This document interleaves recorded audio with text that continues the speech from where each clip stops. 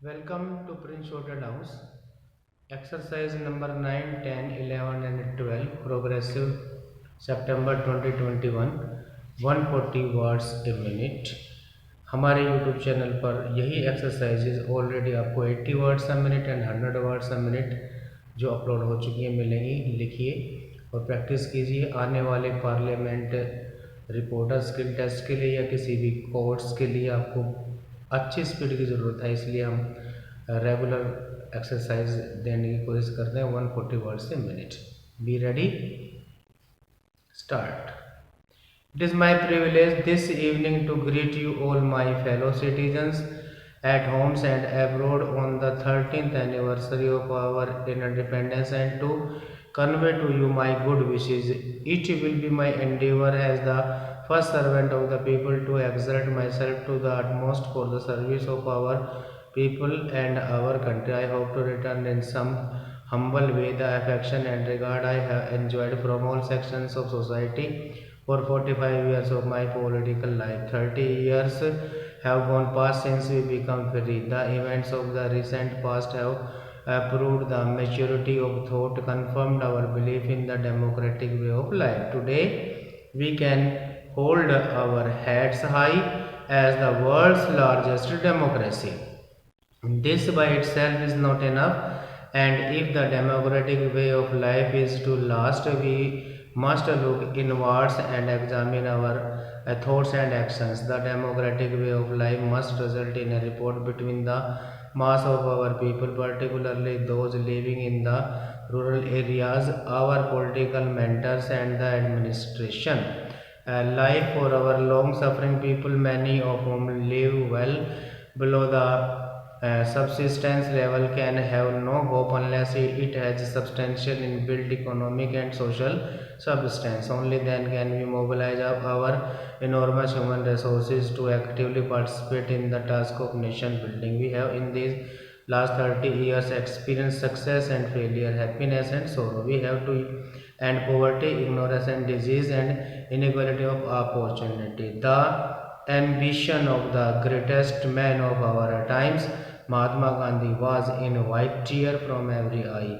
Our work will not be complete until this noble objective has been achieved. India lives in the villages, and these simple folk of are our richest heritage. The 5-year plans of socio-economic development have no doubt yielded some result, but has neither impact been substantial. Have the benefits of planned development percolated to the remote village and the weaker sections of society? Until I assumed the office of President of India, I was a Kisan working in the field in sun and rain. I know at first hand the difficulties which millions of our countrymen face even in obtaining the basic necessities of life like drinking water, facilities for education and health. Next, there are still glaring inequalities in the standard of living of our people and of opportunities for a better life. We must urgently endeavor to narrow down, if not remove, such differences without objecting any one section of society to particular hardship. We must not allow entrenched vested interest, however powerful and well organized they may be, to impede our efforts in this direction. Vulgar ostentation, necessary pomp irritate those less fortunately placed in life. Such gradual accumulation of hatred poses a serious problem and will ultimately tear apart the fabric of our society and our faith in democratic institutions. We have to get set a good example individually if we are to succeed collectively as a nation. I have therefore resolved that the initiative in such matters must come from the top. I have decided that I will surrender every month rupees 7,000 of my salary as the President of India, and such portion of my salary as I shall receive will be subject to income tax as in the case of an ordinary citizen. I have also decided to remove out of Rashtrapati Bhavan into a simple house which will not be inconsistently detract from the dignity of the high office of the President of India. I will also effect considerable reduction of expenditure at Rashtrapati Bhavan. I have asked the government to locate for me some such suitable place where I and my staff can be accommodated in reasonable comfort but at considerably reduced expense to the exchequer. We have been trying to reduce inequalities among the various sections of our people. I am particularly concerned about the lack of uniformity in approach and principles and the inadequate pace of progress in the implementation of land reforms and in the enforcement of controls over the growth of monopolistic tendencies in the non-agricultural sector. Such monopolistic growth of a few vested interests has assumed serious portions over the years.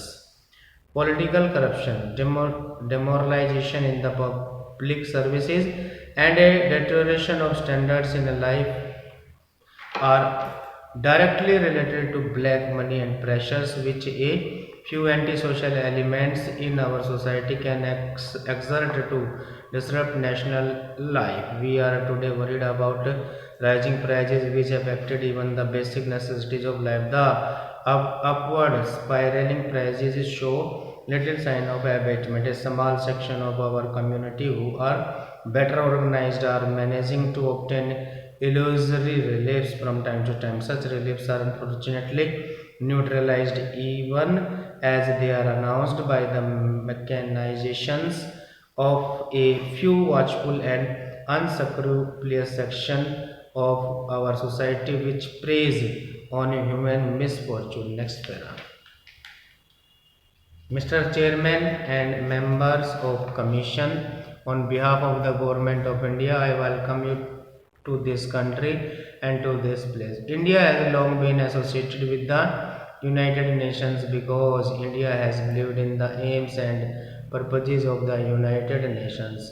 And even though sometimes no tangible results have followed in the United Nations, we have believed that we must follow that course in the hope that tangible results will come sooner or later. We have taken part in your various commissions because we have felt that quite apart from the political aspect of the United Nations, the economic aspect is at least as important, if not more important. Indeed, we can consider the one without the other. Politically, we have not met with great success so far, but I think that if we succeed in the economic field, that will affect the political field also. There has been talk in the past of one world in the political sense, but it is even more important to consider it in the economic sense. You are meeting here to deal with Asia and Asia's problems because we cannot escape looking at almost any problem except in the global context today. Asia is big enough and the subjects you have to deal with are vast and of very great importance. The governor of Madras referred to the numerous papers that memoranda that you have before you, and I feel rather overwhelmed when I look at all these files and paper and when I see all these experts, because I can only speak as a layman. But while experts are quite inevitable in the modern world, sometimes I have a feeling that they become very impersonal and look at problems as if they were mathematical and algebraic formulae. While we have to deal with human beings and the future of human beings and Asia, the area under survey has a population of at least 1,000 million human beings. In India, including Pakistan, there are 40% of those 1,000 millions, that is 400 millions, and we have to deal with these vast numbers, but practically half the world's population. If you look at the human aspect of these 1,000 millions, with their sufferings, with their wants, with their joys and sorrows, the problem becomes something much more than a dry economic problem which you have to solve. Next para.